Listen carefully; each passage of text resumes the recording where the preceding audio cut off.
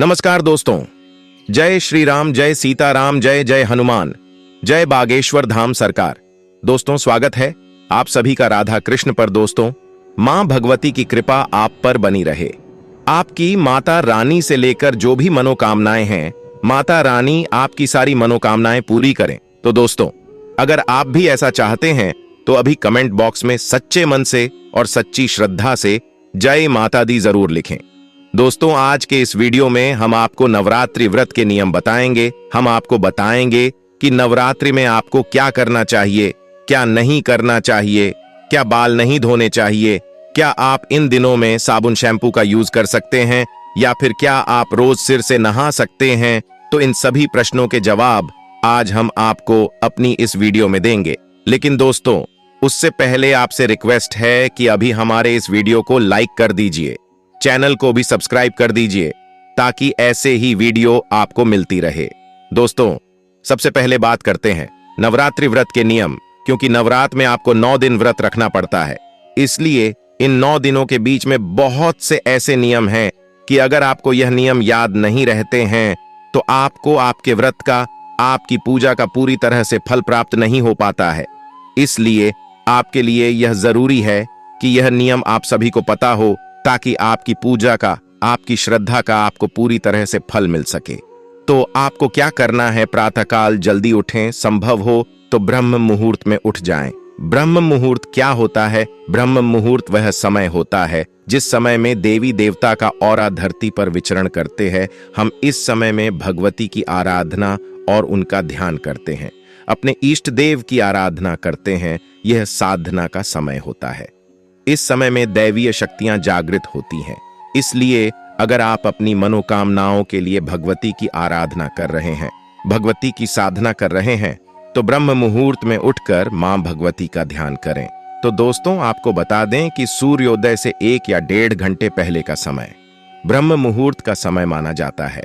जैसे अगर अभी सूर्योदय 6 बजे हो रहा है तो 4:30 बजे का समय ब्रह्म मुहूर्त का समय माना जाता है। तो आपको क्या करना है, इस ब्रह्म मुहूर्त में उठकर सबसे पहले आपको मां भगवती की आराधना करनी है, अपनी मनोकामनाएं उनको बतानी है और उनकी पूजा का संकल्प लेना है। उसके बाद स्नान आदि से निवृत्त होकर आपको मां भगवती की पूजा करनी है। दोस्तों, अगर आप ब्रह्म मुहूर्त में नहीं उठ पाते हैं तो सूर्योदय से पहले तो आप जरूर ही उठ जाए। उसके बाद स्वच्छ जल से स्नान करके आपको साफ सुथरे कपड़े पहनकर मां भगवती की पूजा करनी है। वैसे तो यह कहा जाता है कि नवरात्रि के इन 9 दिनों में नए वस्त्र पहनने चाहिए, लेकिन यदि ऐसा संभव नहीं है तो साफ स्वच्छता का ध्यान जरूर रखें और हमेशा स्वच्छ कपड़े ही पहने। नीले और काले रंग के कपड़े नहीं पहनने चाहिए, गहरे रंग के कपड़े बिल्कुल भी नहीं पहनने चाहिए।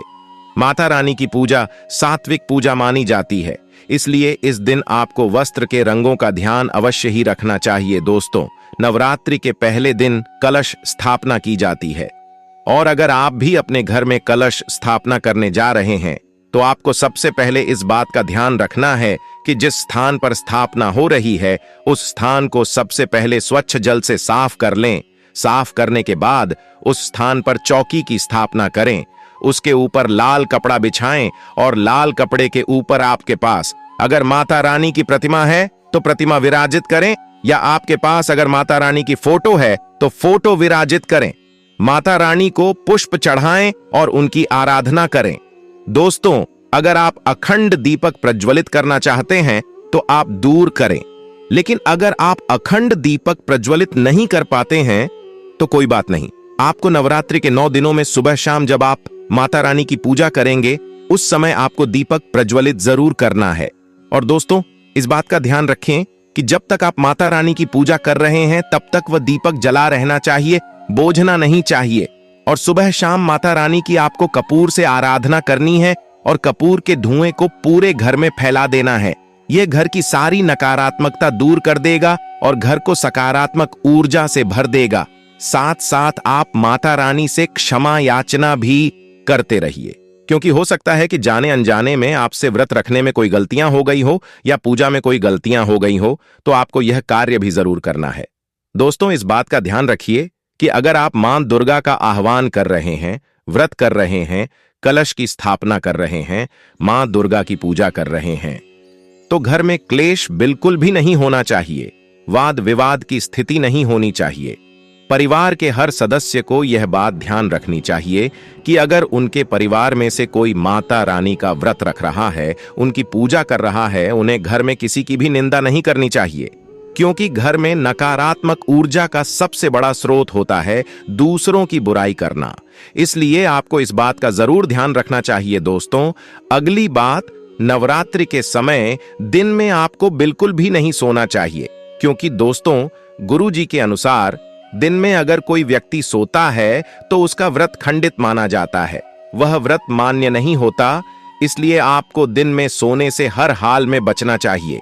आप दिन के समय माता रानी की पूजा कर सकते हैं, माता रानी की आराधना कर सकते हैं, माता रानी से जुड़े हुए मंत्रों का जाप कर सकते हैं, माता रानी के भजन सुन सकते हैं।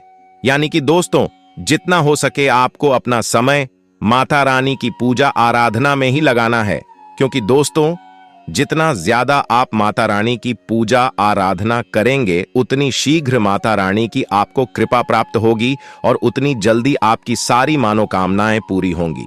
दोस्तों नवरात्रि के 9 दिनों में रात्रि जागरण का विशेष महत्व होता है। अगर आप माता रानी से किसी विशेष फल की प्राप्ति के लिए व्रत रख रहे हैं, उनकी पूजा आराधना कर रहे हैं, उनके मंत्रों का जाप कर रहे हैं, तो रात्रि के समय अगर आप जागरण करते हैं तो उससे मंत्रों की सिद्धि हो जाती है और आपकी मनोकामना पूरी हो जाती है और माता रानी आपसे प्रसन्न रहती है।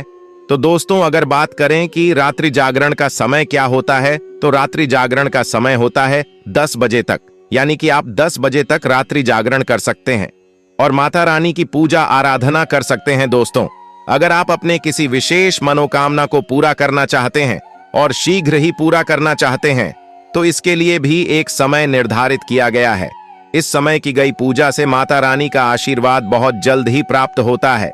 तो अगर आप बहुत जल्दी बहुत शीघ्र माता रानी का आशीर्वाद प्राप्त करना चाहते हैं तो आपको माता रानी की पूजा रात्रि 7 बजे से 11 बजे के बीच करनी चाहिए। इस समय की गई पूजा से बहुत जल्दी आपकी मनोकामनाएं पूरी हो जाती हैं।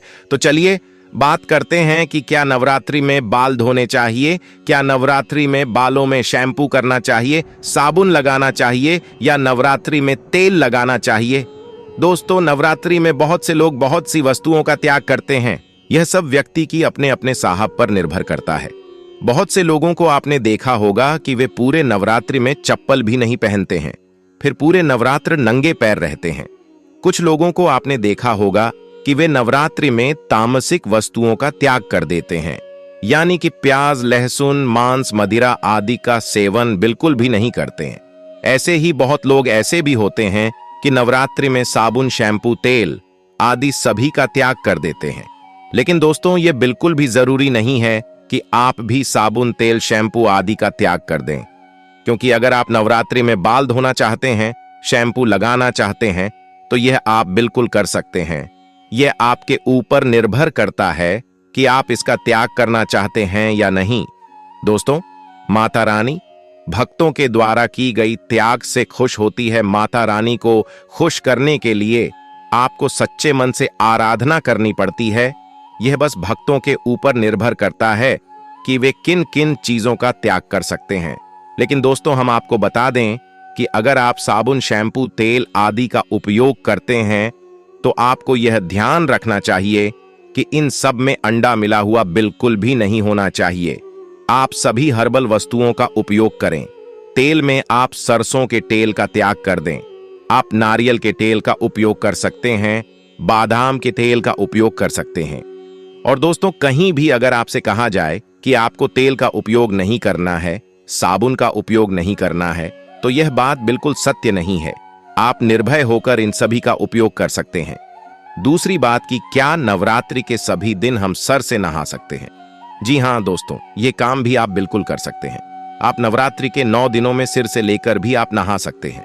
बस आपको इस बात का ध्यान रखना है कि बृहस्पतिवार के दिन आपको सिर से नहीं नहाना है। तो दोस्तों आज के इस वीडियो में हमने आपको बताया कि नवरात्रि के दिन क्या करना चाहिए, क्या नहीं करना चाहिए, बाल धोने चाहिए या नहीं धोने चाहिए, शैम्पू, साबुन, तेल आदि वस्तुओं का इस्तेमाल करना चाहिए या नहीं, या सर से नहा सकते हैं। अगर आपको आज की वीडियो पसंद आई हो तो लाइक कर दीजिए, चैनल को सब्सक्राइब करके बेल आइकन और कर दीजिए। तो अब हम मिलेंगे आपसे अगली वीडियो में। स्वस्थ सुरक्षित रहे। धन्यवाद।